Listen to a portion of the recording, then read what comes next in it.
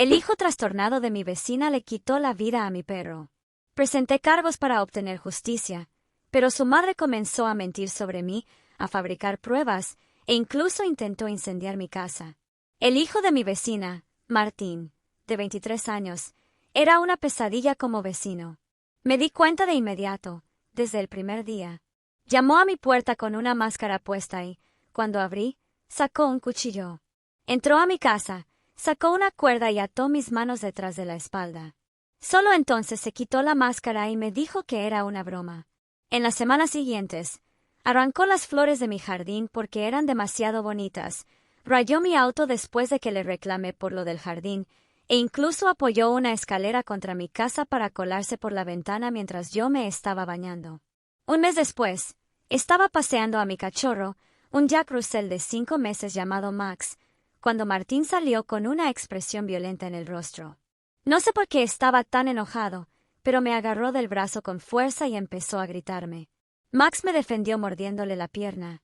Entonces él intentó patearlo sin parar, hasta que logró conectar su pie con el hocico de mi perrito, que soltó un chillido desgarrador. Lo enfrenté con todo lo que tenía, le grité sin filtros. Pero él solo se alejó murmurando, «Despídete de esa porquería».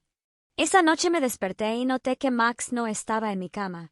Lo encontré en el patio, cubierto de su propia sangre. No respiraba. Tenía una herida enorme en el abdomen. Me arrodillé junto a su pequeño cuerpo, y las lágrimas que había contenido se desbordaron. Grité al cielo, un sonido crudo y desgarrador, lleno de dolor y rabia. Esto no había sido un simple acto de crueldad. Era algo personal. Martín había matado a Max porque podía, porque sabía que me destrozaría, y su madre probablemente lo justificaría, como siempre lo había hecho. Llamé a la policía con las manos temblorosas, explicando todo lo que había ocurrido. Pero, tal como temía, parecían no tener interés. Dijeron que sin pruebas no podían hacer mucho. Hicieron un informe, prometieron investigar, pero el tono de su voz decía claramente que no lo veían como algo serio.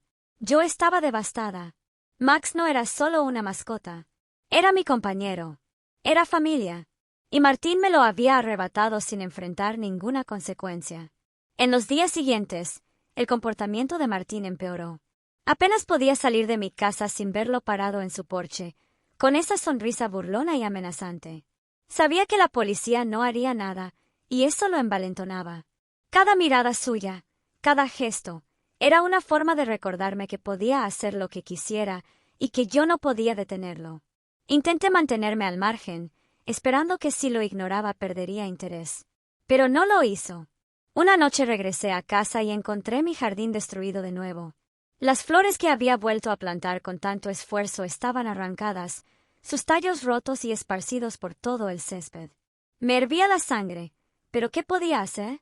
Nadie me escuchaba, ni la policía, ni los vecinos, y mucho menos su madre, Gloria. Unos días después, Gloria apareció en mi puerta. No la había visto desde que Max murió, y parte de mí esperaba que estuviera avergonzada por lo que había hecho su hijo. Pero en cuanto vi su sonrisa falsa y forzada, lo supe. Estaba allí para justificarlo otra vez. Solo quería pasar a aclarar las cosas, dijo, con esa voz cargada de falsa preocupación. Sé que Martín puede ser algo impulsivo, pero no es un mal chico. Solo se deja llevar a veces. ¿Impulsivo? Mi perro estaba muerto, mi jardín arruinado, mi auto rayado, y todo eso era solo Martín siendo Martín. Lamento lo que pasó con Max, continuó. Pero ya sabes cómo pueden ser los animales. No deberías dejarlos sin supervisión.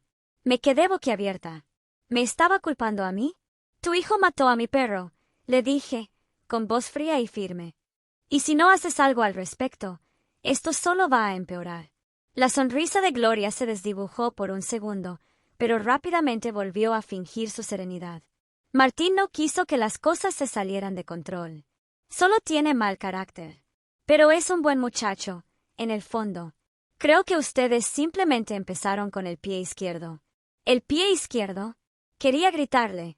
En lugar de eso, simplemente le cerré la puerta en la cara. La semana siguiente fue un infierno. La presencia de Martín se sentía constante, incluso cuando no lo veía. Me sentía atrapada en mi propia casa, siempre tensa, esperando el próximo ataque, el próximo destrozo. Cada vez que oía un ruido afuera, se me aceleraba el corazón. Hasta que una noche fue peor. Escuché pasos en el porche. Me congelé, escuchando cómo se acercaban a la puerta. Con el corazón latiendo desbocado, me asomé por las persianas. Martín estaba allí, parado frente a la puerta. Por un momento creí que intentaría entrar otra vez, como aquella vez que se coló por la ventana. Pero no. Metió la mano al bolsillo y sacó un sobre, deslizándolo por debajo de la puerta. Moví hasta que escuché sus pasos alejándose. Solo entonces me armé de valor para abrir la puerta y recoger el sobre. Adentro había una hoja con una sola frase. Despídete de tu casa. Eres la próxima. Me senté temblando, con el papel en la mano. Esto ya no era una broma. Era una amenaza directa. Al día siguiente volví a la comisaría. Llevé la carta. Conté todo lo que había ocurrido desde la muerte de Max. El oficial me escuchó con paciencia, pero su expresión lo decía todo. Sin pruebas claras, no podían hacer nada. Salí de allí derrotada, pero no me rendí. Instalé cámaras de seguridad alrededor de toda mi casa.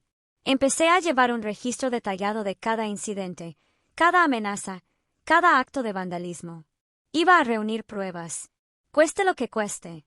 Martín no se detuvo. Días después de la carta, desperté para encontrar los neumáticos de mi auto rajados. Las cámaras no captaron el momento, pero sabía que había sido él. Estaba al otro lado de la calle, sonriéndome con desprecio mientras yo llamaba a la grúa. Gloria, como siempre, fingía que nada pasaba. Me saludaba con la mano como si su hijo no estuviera intentando arruinarme la vida. Un mes después de la muerte de Max, todo llegó al límite. Era temprano por la tarde y estaba en la cocina preparando la cena cuando escuché un estruendo en el patio trasero. Corrí, con el corazón en la garganta, y vi que alguien había lanzado un ladrillo contra mi puerta de vidrio. El cristal estaba destrozado, los fragmentos esparcidos por toda la terraza. Atado al ladrillo había una nota. La próxima eres tú. Sentí náuseas. Esto ya no era solo vandalismo. Era una amenaza directa contra mi vida. Volví a llamar a la policía, con las manos temblorosas. Mientras les explicaba lo que había sucedido. Esta vez, sí lo tomaron en serio. Un oficial llegó en menos de 15 minutos. Inspeccionó el daño, tomó fotografías, revisó el ladrillo y la nota, y me prometió que harían todo lo posible por investigar. Le mostré las grabaciones de las cámaras de seguridad, pero no se veía el rostro de Martín. Solo una figura encapuchada lanzando el ladrillo desde un ángulo ciego. El oficial dijo que aunque no fuera prueba suficiente para una acusación directa, reforzaba el patrón de acoso. Fue entonces cuando decidí que ya no podía seguir sola.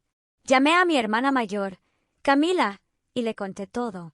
Llegó esa misma noche con una maleta y una determinación inquebrantable. No iba a dejarme enfrentar esto sola. Con su ayuda, reforzamos las cerraduras, instalamos más cámaras, e incluso conseguimos sensores de movimiento con alertas al celular. Yo estaba agotada, emocionalmente drenada, pero el solo hecho de no estar sola me dio un pequeño respiro. Pero la tensión seguía. Cada noche, al apagar las luces, temía lo peor. Cada crujido de la madera me sobresaltaba. Me sentía como una presa vigilada por un depredador invisible. Una semana después del incidente del ladrillo, Gloria volvió a aparecer en mi puerta. Esta vez no sonreía. Tenía el rostro tenso y los ojos rojos, como si hubiera estado llorando. «Necesito hablar contigo», dijo, sin rodeos. «Es sobre Martín». Camila me lanzó una mirada de advertencia, pero asentí y dejé que entrara, solo hasta el recibidor. «¿Qué pasa con él?», le pregunté con frialdad. «No lo encuentro», dijo, su voz temblando. «Se fue hace 3 días y no ha vuelto. No contesta el teléfono. Estoy empezando a asustarme». Quise compadecerme de ella, pero me costaba mucho. Me pregunté si era real su angustia o si era otro intento de manipulación. Aún así, supe que esto era importante. «¿Revisaste su habitación? ¿Tenía algo planeado?» «Encontré dibujos, cosas horribles. De tu casa en llamas. De ti, herida». No sé qué estaba pensando, No sé qué está mal con él. Te lo he dicho desde el primer día, respondí, con la voz tensa. Tu hijo necesita ayuda. Pero en lugar de responsabilizarte, siempre lo excusaste. Gloria se echó a llorar. Camila la escoltó hasta la puerta sin decir una palabra más. Esa noche, revisamos las grabaciones nuevamente, en busca de cualquier señal. A la mañana siguiente, una de las cámaras captó algo espeluznante. A Martín, caminando por el borde del jardín a las 3:17 de la mañana, mirando fijamente hacia las ventanas de mi dormitorio. No hizo nada más. Solo miró, y luego se fue. Llevé ese video a la policía. Esta vez, la evidencia era clara. Iniciaron una investigación formal. Emitieron una orden de alejamiento, aunque todavía no podían localizarlo. El oficial encargado me prometió que patrullas pasarían por mi casa regularmente. Por primera vez en semanas, sentí que alguien me creía, que alguien estaba de mi lado. Pasaron los días. Luego 2 semanas. Martín seguía desaparecido. Algunos vecinos empezaron a murmurar, diciendo que lo habían visto deambular por los campos al sur del pueblo, pero nada confirmado.